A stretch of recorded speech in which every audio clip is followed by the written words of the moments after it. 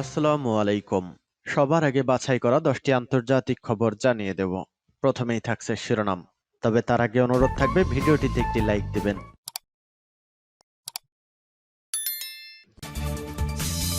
প্রথমে ইসরায়েল ফিলিস্তিন যুদ্ধ চলছে, জানিয়ে দেব হাতে থাকা যুদ্ধের সর্বশেষ আপডেট সংবাদ। হামাসের হামলায় নিহত ইসরায়েলি সংখ্যা বেড়ে 1538। এরপর জানিয়ে দিব ডিজিটাল মানচিত্র থেকে ইসরায়েলকে মুছে দিল চীনা দুই কোম্পানি। এদিকে আমাদের সেনারা ভয়াবহ রকমের মানসিক অবসাদগ্রস্ত, বলছে ইসরায়েলি স্বাস্থ্যমন্ত্রী, ইসরায়েলি মিডিয়ার স্বীকারোক্তি। এবং জানিয়ে দেব পরাজয় হলে স্বীকার করছেন না জেলনস্কি, বলছে টাইম ম্যাগাজিন। এদিকে কেউ বিশ্বাস করছে না নেতানিয়াহুকে, গাজার যুদ্ধ নিয়ে মন্ত্রিসভা দ্বিধা বিভক্ত। সর্বশেষ জানিয়ে দেব গাজা এখন পৃথিবীর জাহান্নাম। শুনছিলেন সংবাদ শিরোনাম, এখন বিস্তারিত। তবে তার আগে অনুরোধ থাকবে ভিডিওটিতে একটি লাইক এবং কমেন্টস করে জানিয়ে দিন এই ভিডিও সম্পর্কে আপনার মূল্যবান মতামত। আর অবশ্যই এই ভিডিওটি আপনার ফেসবুকে শেয়ার দিয়ে ছড়িয়ে দিন আর জানিয়ে দিন আপনি কোন জেলা থেকে বা কোথা থেকে আমাদের সংবাদ শুনছেন এবং দেখছেন।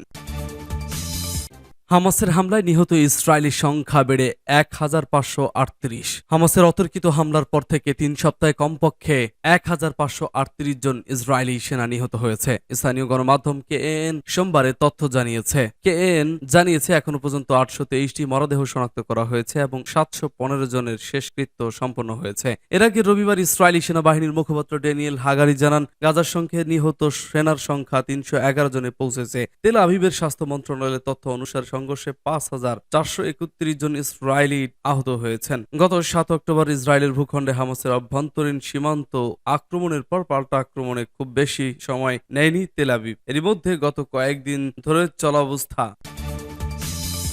ডিজিটাল মানচিত্র থেকে ইসরায়েলকে মুছে দিল চীনা দুই কোম্পানি। অনলাইন বা ডিজিটাল মানচিত্র থেকে ইসরায়েলকে মুছে দিয়েছে চীনের দুই শীর্ষ প্রযুক্তি কোম্পানি ও ডিজিটাল ম্যাপিং প্ল্যাটফর্ম আলিবাবা ও বাইদু। অর্থাৎ এই দুই কোম্পানির মানচিত্র অনুযায়ী মধ্যপ্রাচ্য ইসরায়েল বলতে এখন কোনো দেশ নেই, সম্পূর্ণ এলাকাই ফিলিস্তিন। ইসরায়েল ফিলিস্তিন সংঘাতে নিপীড়িত ফিলিস্তিনিদের প্রতি সংহতির অংশ হিসেবে এই পদক্ষেপ নিয়ে এই দুই প্রতিষ্ঠান। মার্কিন সংবাদ মাধ্যম ওয়াল স্ট্রিট জার্নালের এক প্রতিবেদনে বলা হয়েছে, ফিলিস্তিনের অবরুদ্ধ গাজায় ইসরায়েলের হামলার প্রতিবাদ জানিয়ে আসছে চীন। দেশটি শুরু থেকেই প্রকাশ্য স্পষ্টভাবে ফিলিস্তিনের পক্ষে দাঁড়িয়েছে। চীনা সামাজিক যোগাযোগ মাধ্যম বাইদুর চীনা ভাষার অনলাইন মানচিত্রে ফিলিস্তিনের শহরগুলোর নাম ও সীমানা দেখানো হয়, তবে সেখানে ইসরায়েলের কোনো চিহ্ন নেই। যদিও মানচিত্রে লুক্সেমবার্গের মতো ছোট দেশগুলোকে চিহ্নিত করা হয়েছে। গত 7 অক্টোবর ফিলিস্তিনের স্বাধীনতাকামী গোষ্ঠী হামাসের আকস্মিক অভিযানের পর থেকে গাজা উপত্যকায় নির্বিচার ও বিরামহীনভাবে বিমান হামলা চালিয়ে যাচ্ছে ইসরায়েল।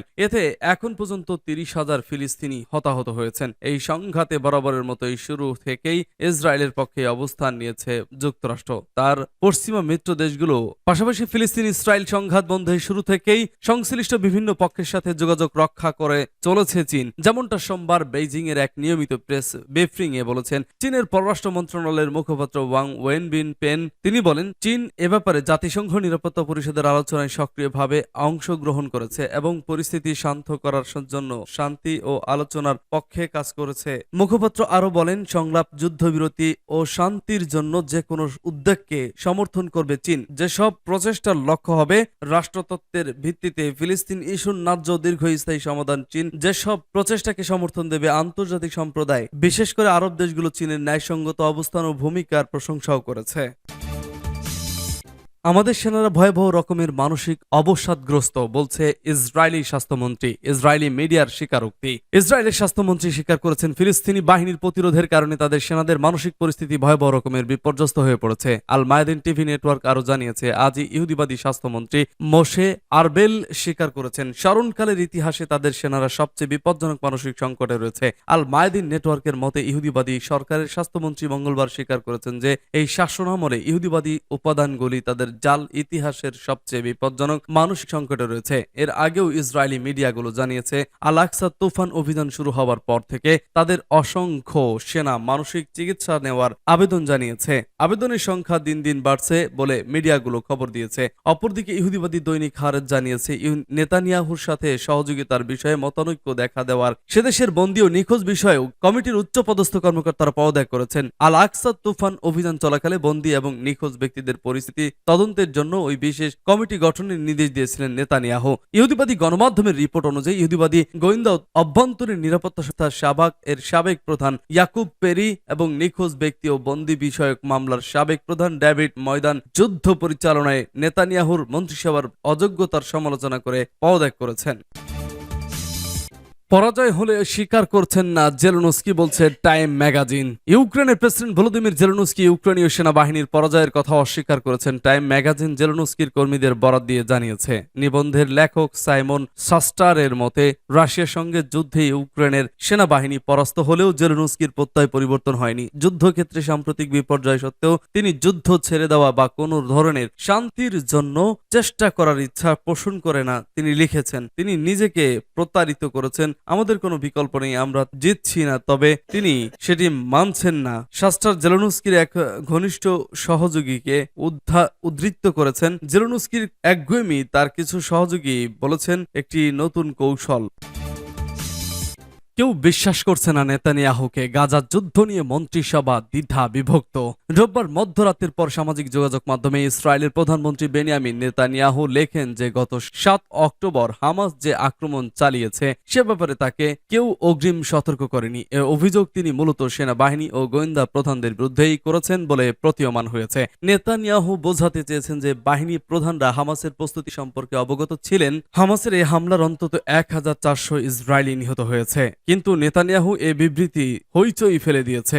রাজনৈতিক নেতারা নেতানিয়াহুর সমালোচনা করে বলেছেন যে গাজায় ইসরায়েলি বাহিনী যখন কঠিন সামরিক অভিযান চালাচ্ছে এ সময় তিনি এ নিয়ে রাজনীতি করছেন। এ নিয়ে ক্ষোভ এতটাই প্রকাশিত হয়েছে যে নেতানিয়াহু শেষ পর্যন্ত সেই টুইটটি ডিলিট করতে বাধ্য হয়েছেন এবং শেষ পর্যন্ত তিনি এ ব্যাপারে অনুতপ্ত হয়েছেন, বলেছেন তিনি ভুল করেছেন। বিশ্লেষকরা বলছেন এই বিষয়টি এটাই প্রমাণ করেছে যে রাজনৈতিক সামরিক কর্তৃপক্ষের মধ্যে বিরোধ বাড়ছে। নেতানিয়াহুর নেতৃত্ব এবং জাতীয় নিরাপত্তার উপর নিজের স্বার্থকে প্রাধান্য না দিয়ে যুদ্ধের মাধ্যমে দেশকে পরিচালনা করার তার ক্ষমতা নিয়ে প্রশ্ন তুলেছেন কেউ কেউ। লন্ডন ভিত্তিক আন্তর্জাতিক বিষয়ের গবেষণা সংস্থা চাথাম হাউসের মধ্যপ্রাচ্য উত্তর আফ্রিকা প্রোগ্রামের সহযোগী ফেলো ইয়োসি মেকেলবার্গ বলেন, তিনি নিয়ন্ত্রণের বাইরে ছিলেন। এটা বলা হবে বছরের সেই অবমূল্যায়ন।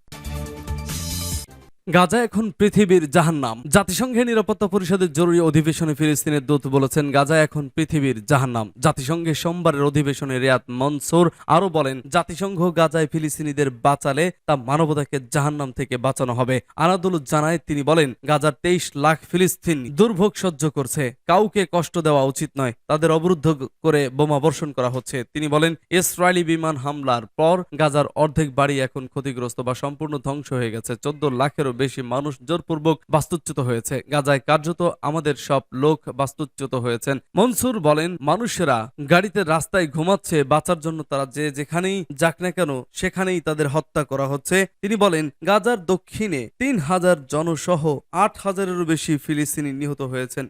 এ সময় তিনি বলেন, ইসরায়েল জোরপূর্বক কয়েক হাজার মানুষকে স্থানান্তর করেছে। তিনি বলেন, মৃত্যুর এ বিস্ময়কর পরিসংখ্যান প্রতি মিনিটে বাড়ছে। নিরাপত্তা পরিষদ সদস্য দেশগুলোকে এখনই ফিলিস্তিনিদের অবস্থা উন্নয়নের কাজ করার আহ্বান জানিয়ে তিনি আরো বলেন, মৃত্যুর এই বিস্ময়কর পরিসংখ্যান প্রতি মিনিটে বাড়ছে। নিরাপত্তা পরিষদ সদস্য দেশগুলোকে এখনই ফিলিস্তিনিদের অবস্থা উন্নয়নে কাজ করার আহ্বান জানিয়ে তিনি আরো বলেন, গাজার ফিলিস্তিনিরা প্রতিদিন এবং প্রতি রাতে মৃত্যুর মুখোমুখি হচ্ছে, তাদের বাঁচান, মানুষ হিসেবে দেখুন। এদিকে ফিলিস্তিনিদের গাজা উপত্যকায় ইসরায়েলের চলমান হামলা নিয়ে বিভক্ত হয়ে পড়েছে ইসরায়েলি নাগরিকরা। দেশটির উপকূলীয় শহর সিজারিয়াতে সরকার বিরোধী এক বিক্ষোভে নেতানিয়াহু সরকারের যুদ্ধ নীতির সমালোচনা করেন বিক্ষোভকারীরা। তারা দাবি করেন, ফিলিস্তিনিদের উপর সামরিক হামলা কেবল আরো যুদ্ধ ডেকে আনবে।